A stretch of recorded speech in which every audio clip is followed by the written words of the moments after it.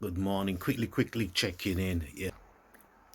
Running through my thoughts for the last few days, 24 hours, 48 hours of this programming that's going on. It's ever going on, ever increasing programming of you and of I, of everybody out there to think a certain way, to act a certain way, to feel a certain way and behave a certain way, and be the voice of reason out there with all the chaos and all the different opinions. And of lately, all I seem to hear is culture, culture, and culture. Some people are celebrating the culture, while some decide the culture needs to be attacked, attacking it from all angles, from the cultural, spiritual, and emotional side.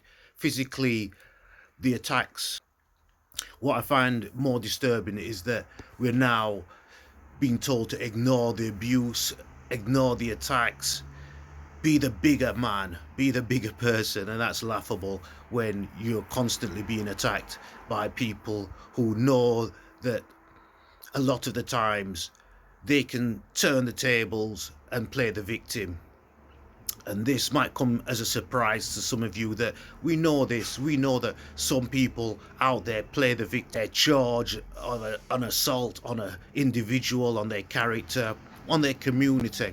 And it's taking many forms nowadays because it's becoming where if a person of any distinctive features does anything, then the whole culture, the whole group is then blamed for that one individual. It's distasteful because this is only happens when it's to do with particularly the black community.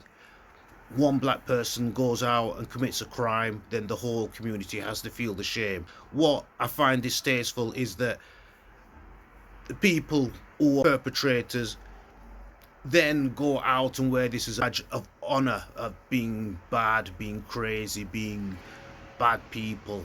The law then teams up with the media and the lynch mobs come out and they then go out gunning for blood.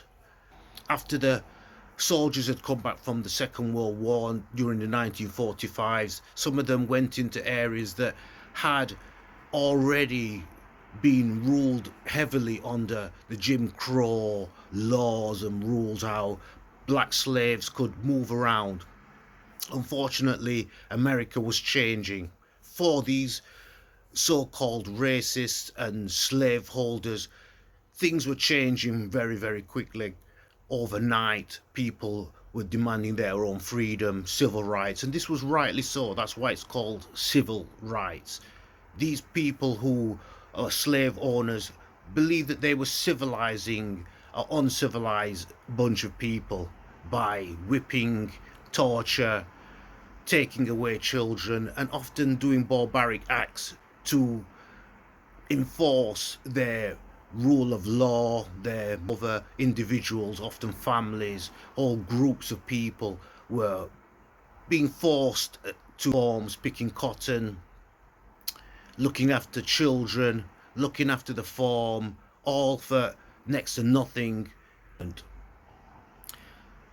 this was way over 30, 40 years, and the Jim Crow slavery was still in full effect in the South, teamed up and caused murderous acts, oppressing them, killing them, torturing them, and continuing the rule of slavery. So when I talk about culture, I like to talk about the whole entire branch of our culture: the fashion, the clothes, the attitude, and some of the experiences, good and bad and indifferent, that our communities endured, both in America, both in Africa, and in the UK, Europe, through the migration that went on. Some of it was through refugees looking to seek better homes in warmer or wealthier climates. This is now happening in places like Ukraine, where I've looked at some of the media report war that is happening now in Ukraine. While I'm in a country that supports Ukraine's actions to defend itself, I also have to scrutinize some of the actions that Ukraine took during this period of when the war broke out. There were migrants at the borders who complained of the treatment that they had under the Ukraine government and Ukraine soldiers and border force officers. And even the news media, how they reported the migration of these refugees. They did not resemble refugees. Emotional beings, all humans are emotional beings, and during emotional times we revert back to our emotional language, our emotional, the way that they handled a situation, be it very emotional, but it was still a situation that was an emergency for everybody, no matter what your color was. So we have to talk about culture in a positive way, in that our culture, we have a should discuss it. We should not feel frightened or intimidated not to have platforms to discuss our history. Our history is as deep and as rich as every other race's history. But I find, regardless of whether people stand up for their rights just by talking and not reverting to any form of physical abuse to one another, then I think we're making some progress.